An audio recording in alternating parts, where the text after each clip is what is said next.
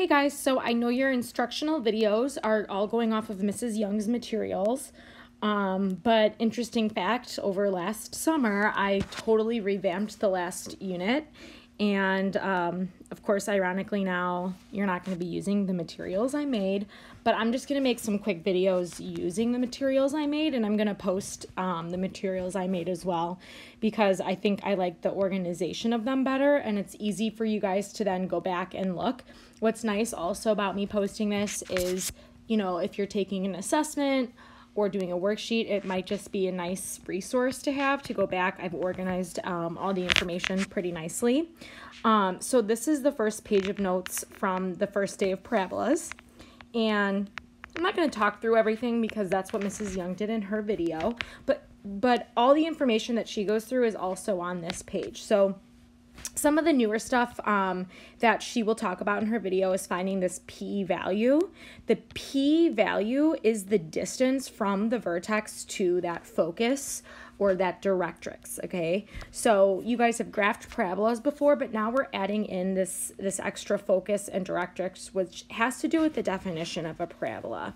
And the p-value is that fixed distance from the vertex to those two things, the focus and the directrix. So to find the p-value, we use our formula 1 over 4a, but we also can move things around and solve for a, so we can also use the formula a equals 1 over 4p, okay? So those are two different versions of the p-value formula that we're going to use. A couple other things to know, and you might be thinking, why do I need to know the p-value? That's so that you can find the location of the focus. So you're going to take the original vertex, and then you're just going to add whatever number you get for the p-value onto the y-value for the focus, and this is for vertical parabolas, which when we do horizontal ones, we're going to add that p-value to the x-value of the vertex. Directrix, we are going to then take away that p-value from the y-value of the vertex. Again, this sounds more confusing than it is, but the formulas are all here on this page for you.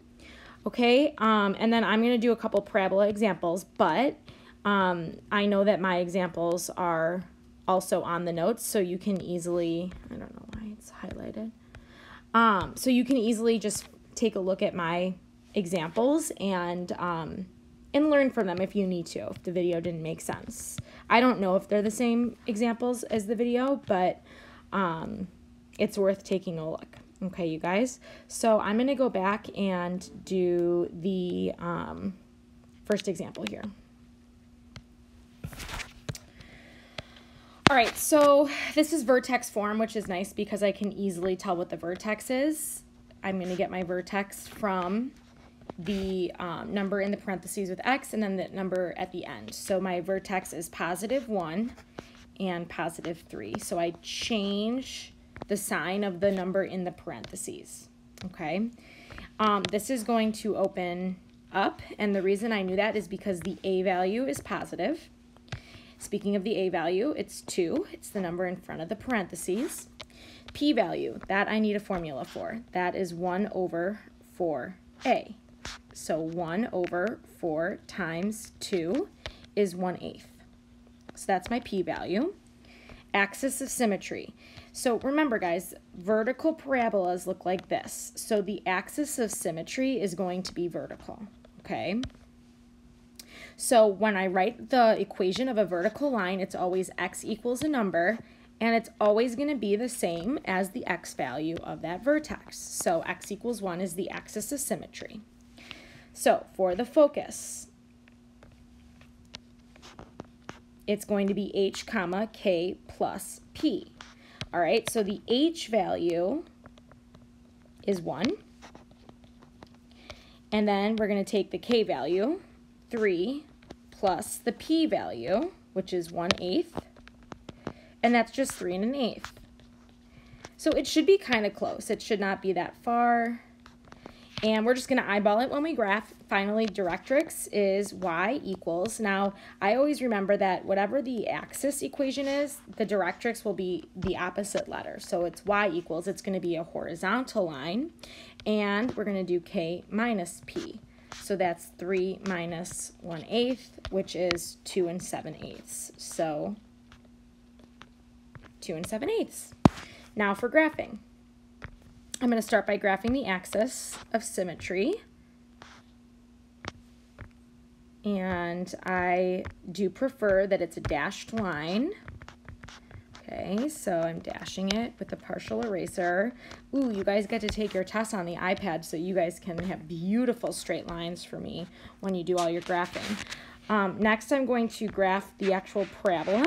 So the vertex is 1, 3. And I like to graph using the 1A, 3A, 5A strategy.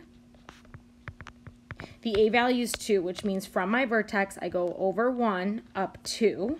1 times 2 is 2.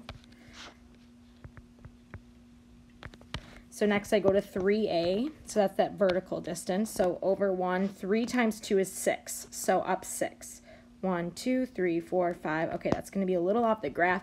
I don't like when we have to draw points off the graph. Please don't, unless it just goes like 1 off the graph. If it's way off, like I don't want you drawing a point like up here.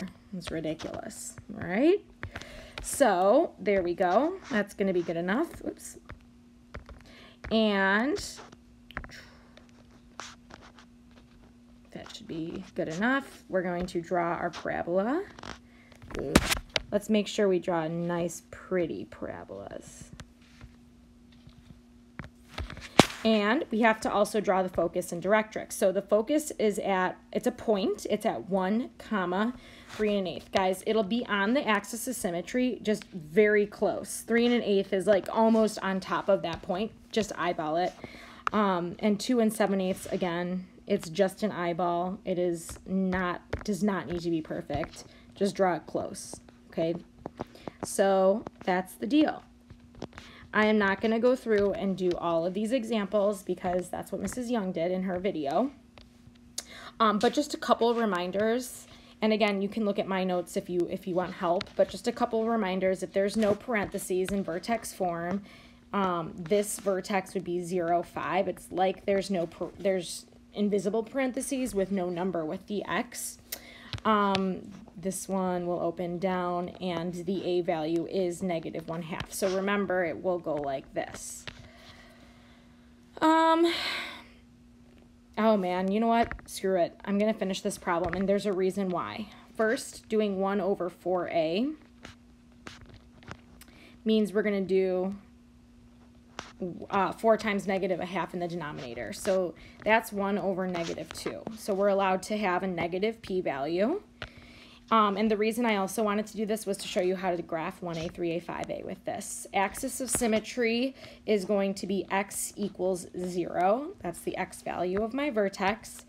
Okay, focus, so we do k plus p for the focus. The k is 5. 5 plus -1/2 is 4.5. So right now you might be like, wait, that's going the other way. Don't worry. It'll all make sense when we graph.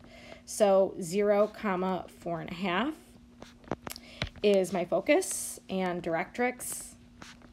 5 minus -1/2 turns to a plus, so that's 5.5. And that's y equals 5.5. Okay, and I'm just going to graph this.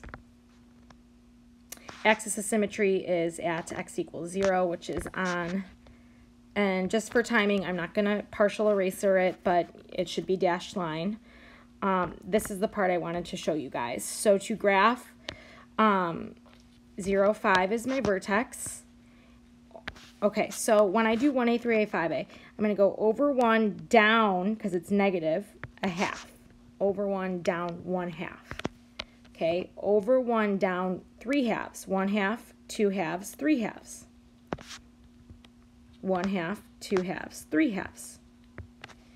And then over 1 down 1/2, 2/2, 3, 4, 5/2. And then it's just symmetrical. Okay, so that's the deal. Last, I'm going to graph the focus and the directrix. Okay, so there we go. There we go.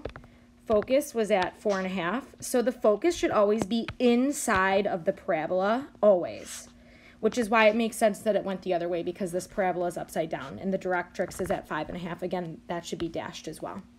All right, that's the deal. Hope it makes sense. And I might make another video for writing equations at a later date. Thanks, guys.